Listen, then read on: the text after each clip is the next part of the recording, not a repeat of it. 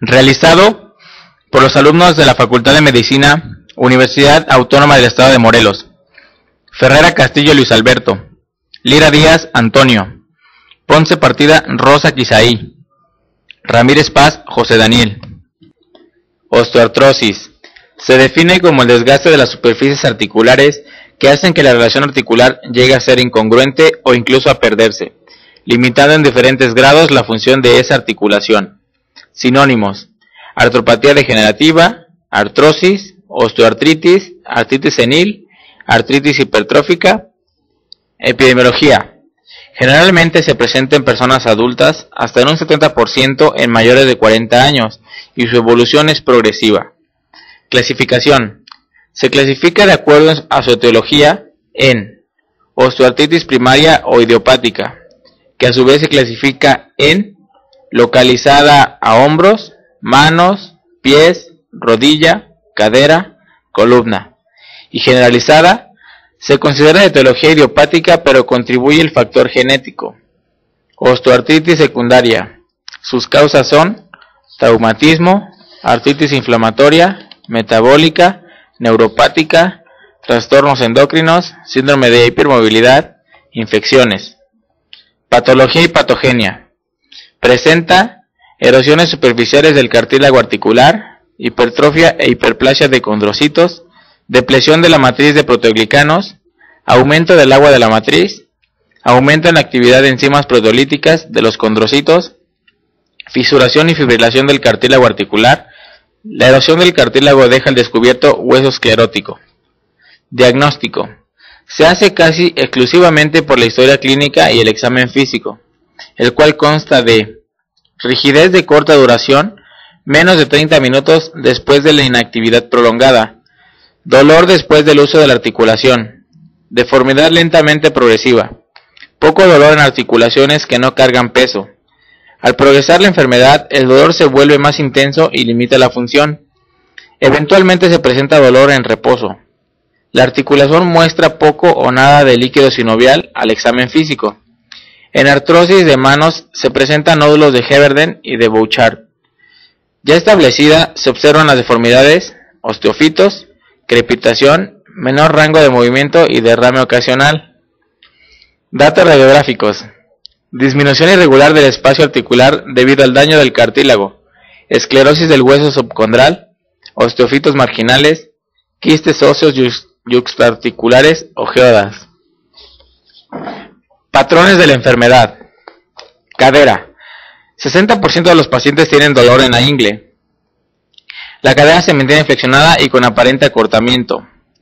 La primera alteración a la exploración física es la reducción de la rotación interna y la abducción.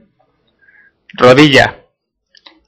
Dolor después de cargar peso, subir o bajar escaleras, o estar mucho tiempo de pie. Hombro. Inicia con dolor sordo ocasional, molesto sobre todo por las noches. Puede llegar a causar un síndrome de hombro congelado. Tratamiento y manejo de la osteoartritis. Educación del paciente en salud, y los cambios en su estilo de vida reducen el dolor y disminuyen costos de atención. Los objetivos consisten en ayudarle a realizar actividades que protejan y no sobrecarguen las articulaciones afectadas. Fortalecer los músculos periarticulares. Medidas locales. Calor local, movilidad activo-pasiva, infiltración interarticulares. Factores biomecánicos.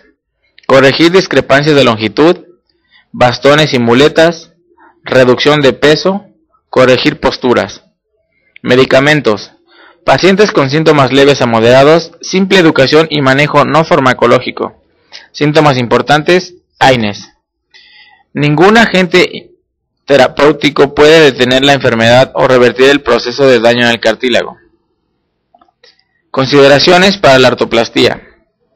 Cuando el dolor causa que el paciente no duerma o impide que soporte peso. El paciente requiere de narcóticos para controlar el dolor.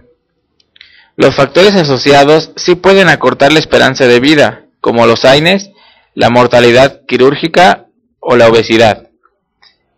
La obesidad es el factor de riesgo más importante para la progresión. Lumbalgia. Es definida como un dolor localizado por debajo del margen costal y por arriba de los pliegues glúteos, con o sin dolor de miembros inferiores.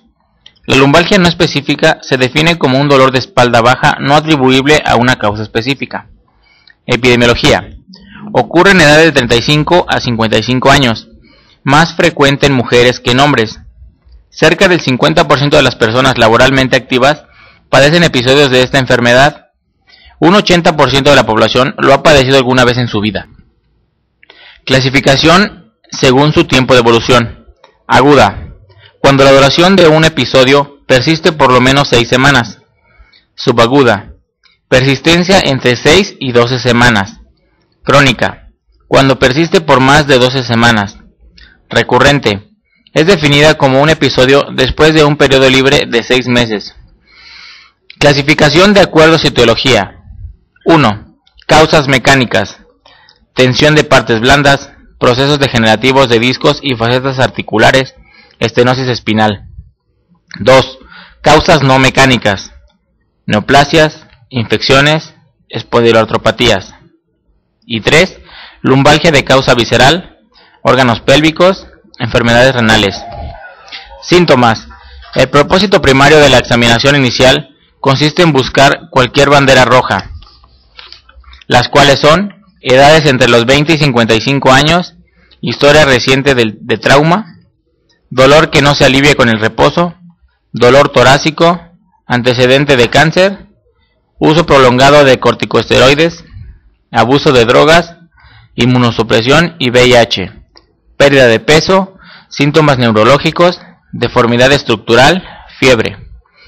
A la exploración física, el paciente en posición de pie, alineación de la columna, observar contracturas musculares, escoliosis y lordosis. Paciente en decúbito supino, efectuar la prueba de la SAGE, que es la elevación dolorosa del miembro inferior con la rodilla extendida entre 60 y 30 grados. Exploración neurológica, tono, fuerza, motilidad voluntaria. Métodos de apoyo y diagnóstico. La clínica siempre es prioritaria. Datos de laboratorio, biometría hemática, velocidad de sedimentación globular, proteína C reactiva. Estudios de imagen solo si el paciente muestra signos de alarma, bandera roja. Radiografías simples en proyección anterior y lateral de columna lumbar. Tratamiento. El mejor tratamiento para lumbalgia es aquel que resuelve las condiciones precipitantes del dolor, basándose en el diagnóstico rápido, exacto y organizado. AINES en el primer tratamiento de lumbalgia aguda. AINES inhibidores de la COX-2 en lumbalgia crónica. Analgésicos no opioides como paracetamol, antidepresivos tricíclicos y antiepilépticos en pacientes con componente neuropático. Amitriptilina, inyecciones epidurales con corticosteroides en caso de radiculopatía. El pronóstico es favorable en la mayoría de los casos.